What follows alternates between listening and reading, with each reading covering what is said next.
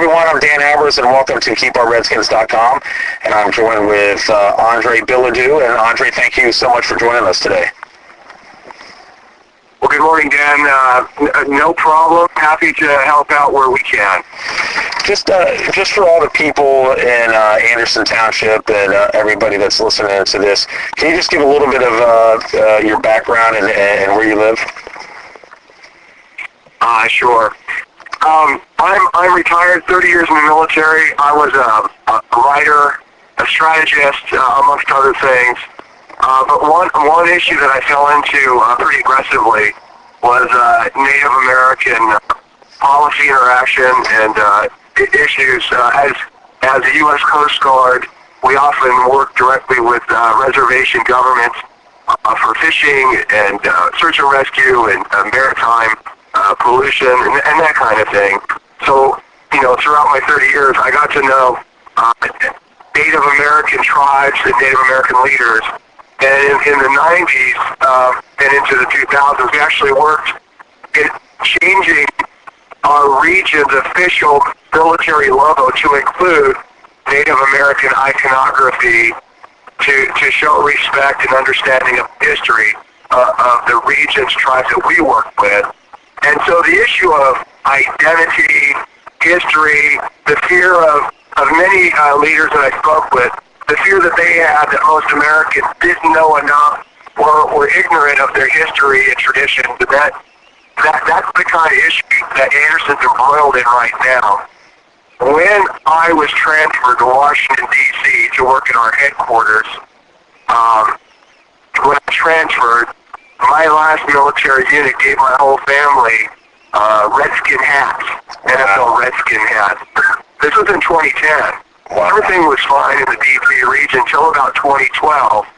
And that date and that time frame is very important. I'll circle around back to it.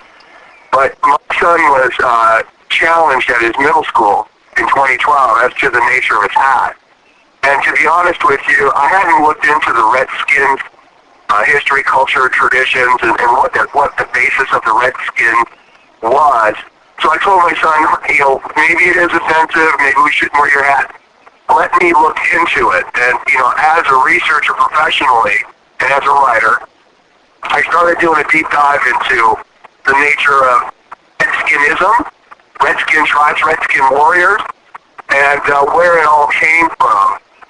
And what I found was the majority of the media reports and claims that America was being subject to on TV and in newspapers really didn't comport with the facts of where the name came from and derivative of the history. So what I did is I wrote a book, and it's called How the Redskins Got Their Name. It's available on Amazon. And it outlined very explicitly the true nature of Redskin traditions. Being in the Northeast, the Redskins are from Massachusetts. They played in Fenway Park, if you can believe it. Wow. And the term Massachusetts itself is specific to a tribe from the region. It's also a dialect of a language, the Massachusetts dialect. But most importantly is that region up there, the tribes up in that region were very strong practitioners of Redskin-ism, Redskin cult, the movement of painting one's body completely red as the warriors prepared for battle. The area is naturally grown bloodroot. Bloodroot is about the size of a pear or cucumber, and you can make what looks like very close to human blood dye from it. And so the tradition was, in preparation for battle, that young warriors would have a ceremony with their creator, and they would give themselves up to the power of the creator and the direction of the creator as they went into battle. What they were doing is they were practicing the ideal that a native would come into this world from the past world and then move into the next world when they die. So the way they came into this world is covered in blood and bald, right, as a little infant. Right. So the practice of covering one's body, the magic of blood in the form of bloodroot puts them in a position to move to the next world should they die in battle. So they put their total trust and confidence into their creator as they go into battle. It was also used as an adoption ceremony where tribes in that region would paint new adoptees into the tribe in red paint, thus giving them a rebirth into a tribe and a new identity. And this didn't even be, the magic there, I think, for Anderson is they need to understand the tradition is that you didn't have to be of a certain nation or of a certain tribe to be adopted into another tribe. Matter of fact, Europeans were adopted into tribes and given rights of tribal membership through these ceremonies. Ultimately, they become Redskins before they were adopted in. So it's a fascinating story. It has roots. It has tribes that follow this tradition still. I can send over images of what Redskin practicing tribes look like. And that tradition went as far as, Ohio. And you'll find that you are in the center of an area that's rich in what they call the Red Mounds. Red Mounds were also prolific up on the Upper East Coast, where the Massachusetts natives lived as well. So there's commonality there. And for the most part, wherever bloodroot grows, you'll find that there are tribes that practiced or still practice the Redskin cult, the paint, the ceremonies, the spirituality. So what the people of Anderson need to understand is that they are engaging with a name that is sacred. There is an objective method to the term, and it needs to be done with sensitivity and respect. And so in many ways, the people who are trying to change the name, they do have a case to be made.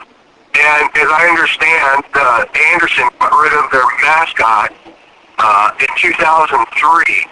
And typically that's the original case that the activists were making against universities and high schools. It wasn't as much the name.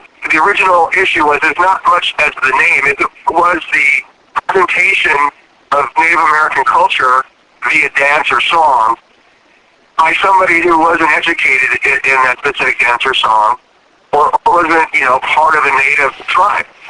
So in that way, they did clean up a lot of universities and high schools, and even Anderson, who actually apparently gave up their what they call a mascot. And it's important to know the difference. That was the original movement. Now I mentioned before 2012, 2011 was a pivotal point in the resurrection and rebranding of this movement to be a lot more political in nature and all-encompassing. When they say not your mascot, that does come from the root of their movement. But now, in 2011, the state of New York is where this next wave of eradication started, specifically with Redskin high schools.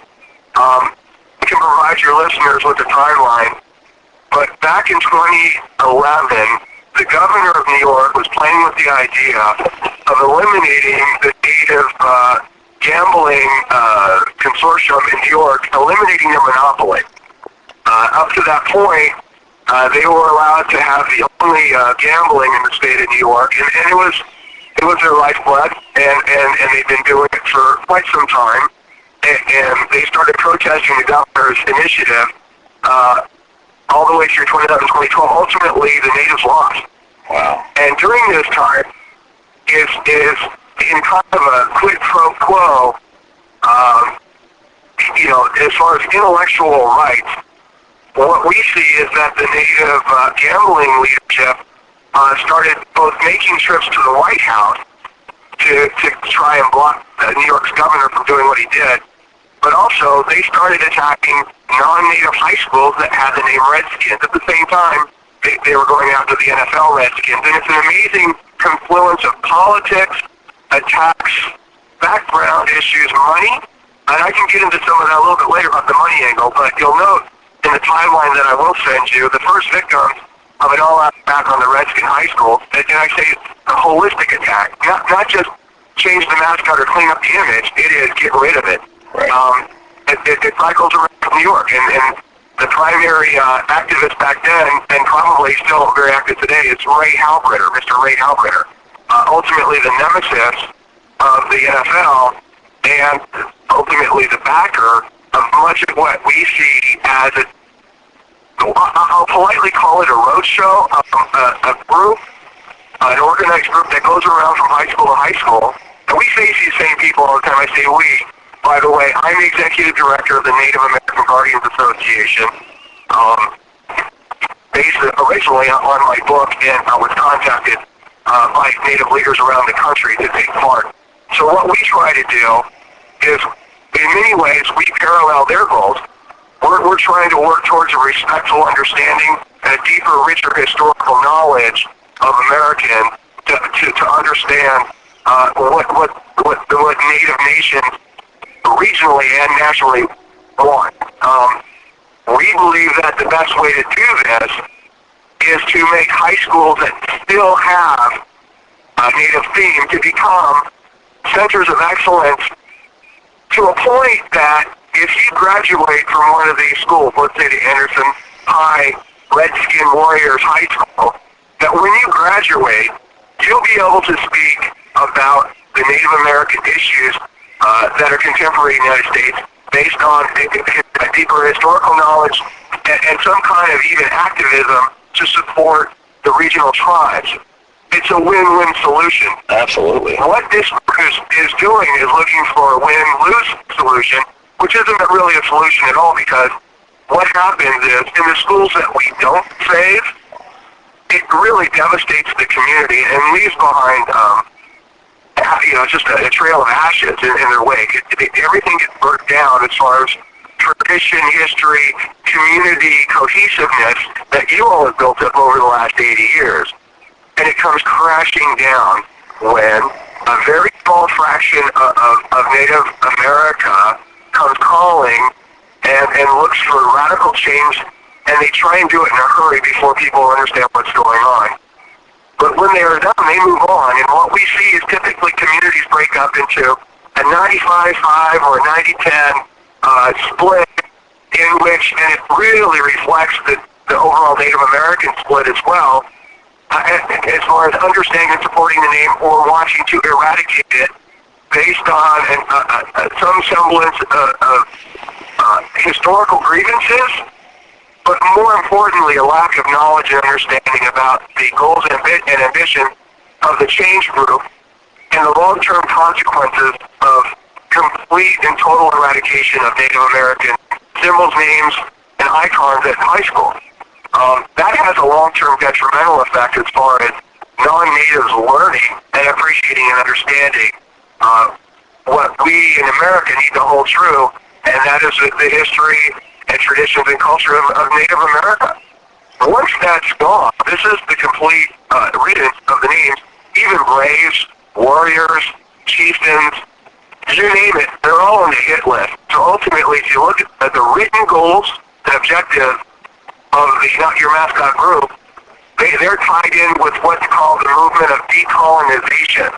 And this is the blueprint or framework from which they are operating.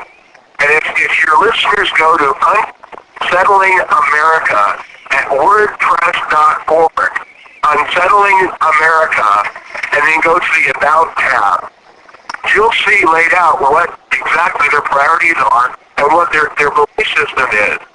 And I'm going to tell you, 99.9% of Anderson residents have no idea what the philosophy is behind this eradication movement. And what the school board is doing is they are aligning themselves, apparently, based on what we've seen already, with this radical group. And it comes disguised at some level as a grassroots movement, but make no mistake, they are very well tied to this group of decolonizers and radicals. There's no other way. And granted, this movement has a basis, and they do have grievances, but here's the takeaway. Their grievance is with the U.S. government. Their grievance has a process for conclusion. I mean, their laws are laws, and treaties are treaties, and there is a path forward for them. But what we're seeing is they're punishing small-town America at the Anderson level, for instance, for their past issues with the U.S. federal government. And it's not fair to you, it's not fair to the community and the kids, And they're doing it through divisiveness and toxicity in the messaging that they bring to bear. Boy, I talked a long time. That's outstanding stuff, and that's what we're trying to do is to educate everybody involved, and that's what we were trying to explain to the board, and we're wanting them to understand that I don't believe, have talked to Native Americans. I think they've just talked to high schools that have maybe gotten rid of the name. So what you have provided is just some outstanding information. And I think you maybe have answered a couple of my questions, but the one question that I think that you pretty much answered is, I was going to ask you, is why shouldn't the high schools get rid of the Native American names and symbols? And I think you pretty much explained it, is that you need to keep that going so everybody understands what it means to be a Native American. Yeah, and again, the part, I guess part two, to break it down even further, is I think there's a misconception that's widely held that any native speaks for all natives, and that they're of one giant hegemony or monolithic mindset, which couldn't be further from the truth. People in Anderson must realize that the native traditions, cultures, ceremonies, words, languages, they all come to us from almost 600 recognized Native nations and tribes at the state and federal level, with approximately 200 distinct languages and dialects that separate each tribe very clearly into its own tradition and identity. So that when they levy a monolithic, we're offended, let's say, we're offended, perhaps they're coming from a tribe. Most tribes do not practice the Redskin tradition. So to say, I'm offended, and you have a basis as a native in a tribe that does not practice it, and specifically a lot of Western tribes were not involved in as rich of a tradition as they were out east or in the Southwest. And I'll get back to the Southwest example in a moment. But they are not a monolithic people. We know from both the Edinburgh survey done in 2004, at the time the best survey ever done on the topic, and it was improved upon in 2016 by the Washington Post, who did an in-depth national survey broken up by regions and weights. So it truly is a representative sample of those close to 600 Native nations I mentioned earlier, as to their feeling about the term Redskin. What we know is only 9 out of 100 natives surveyed in 2016 took umbrage or some level of dissatisfaction with the term Redskin. Now, what we know, having gone into the Washington Post data that we were allowed to see, and we have asked for the full report and all the data, is that of the 9%, there are those within that body of respondents who really only have an issue when it's presented in a disrespectful way. So amongst the 9%, it is my educated opinion that at least some level of Native respondents would not have a problem with your logo, your symbol, because it's not a cartoon. It's not like Chief Wahoo, right? Which we've been working with the Cleveland Indians almost 2 years in trying to get them to modify their chief, by the way. So I'm suggesting that Anderson, a response rate for Anderson amongst Native Americans, if done correctly and sampled like the Washington Post did, would reasonably expect it to become even higher in acceptance or understanding. And so what you're left with is an even smaller percentage than 9% who may have a problem with your name. Now the idea is educate, not eradicate, because as before, once you get rid of these symbols, these very important public symbols, they're typically gone forever. And I'll give you a quick example of that. Where I lived before in Virginia, they renamed a high school locally. And working with the Native American tribes in Virginia, we came up with a new school name called the Monahoac. And the Monahoac was the Native nation that was originally on that land. And we thought that the mascot, I hate to use the term, I guess the symbol would be the spirit eagle, kind of a memory, an approach to remembering that tribe and relearning what they stood for, who they were, what their traditions were. But we couldn't get buy-in from the school board.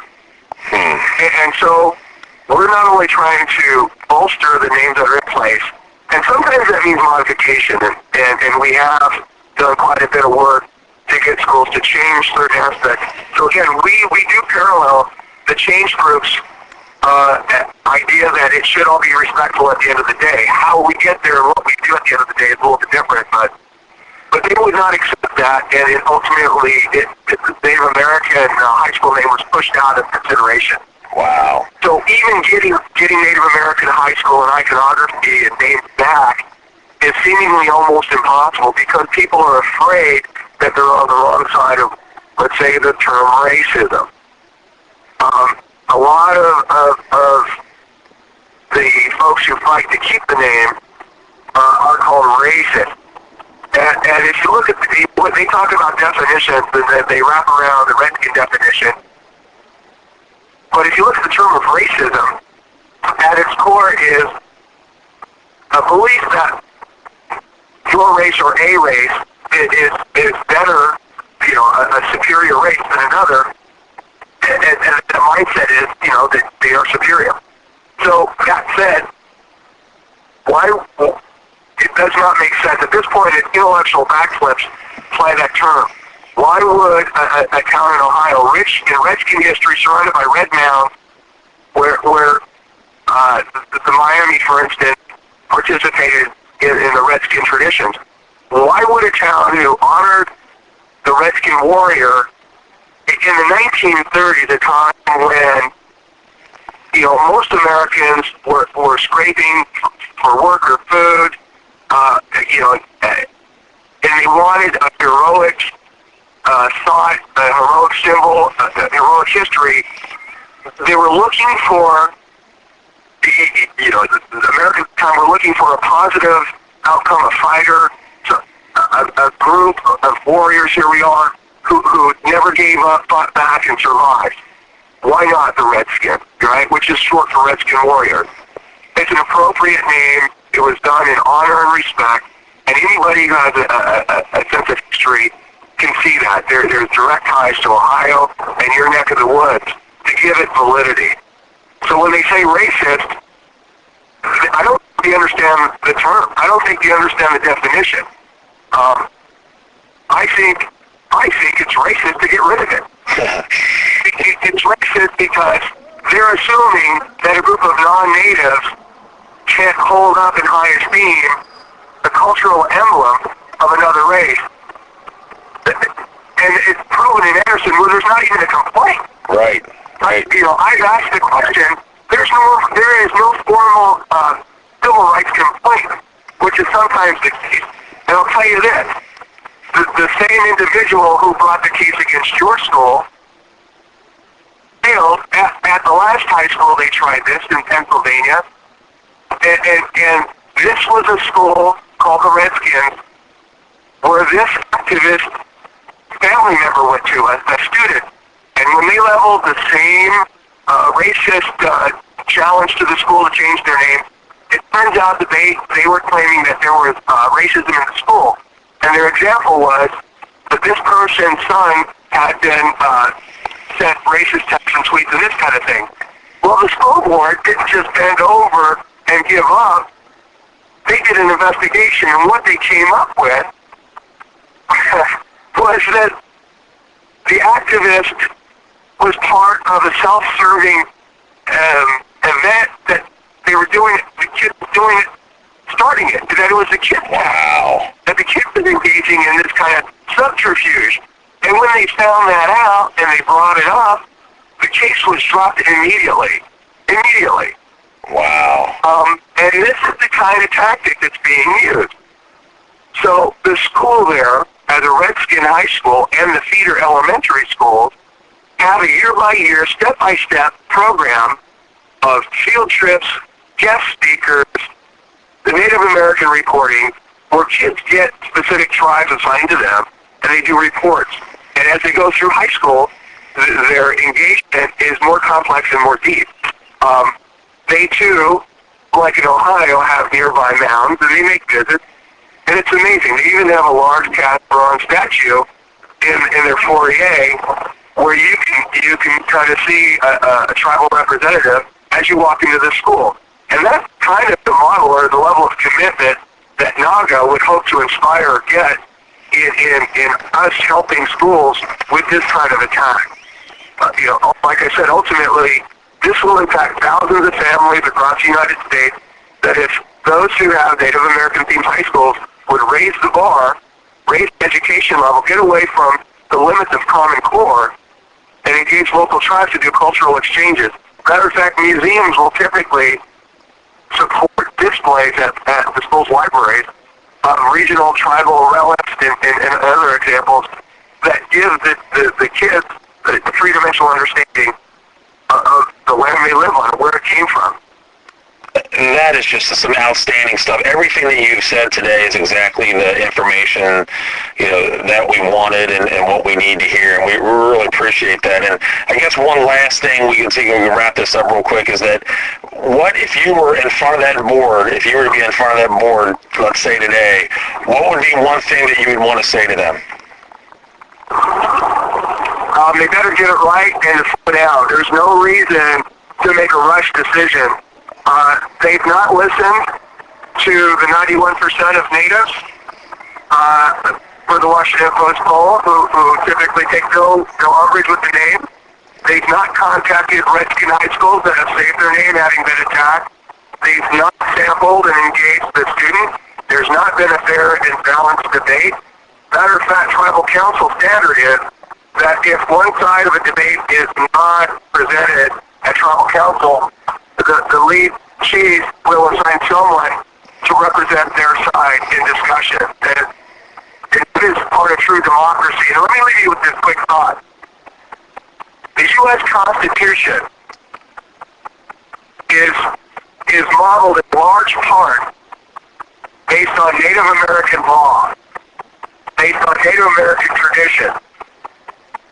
1988, the U.S. Congress had a House resolution, and they passed it.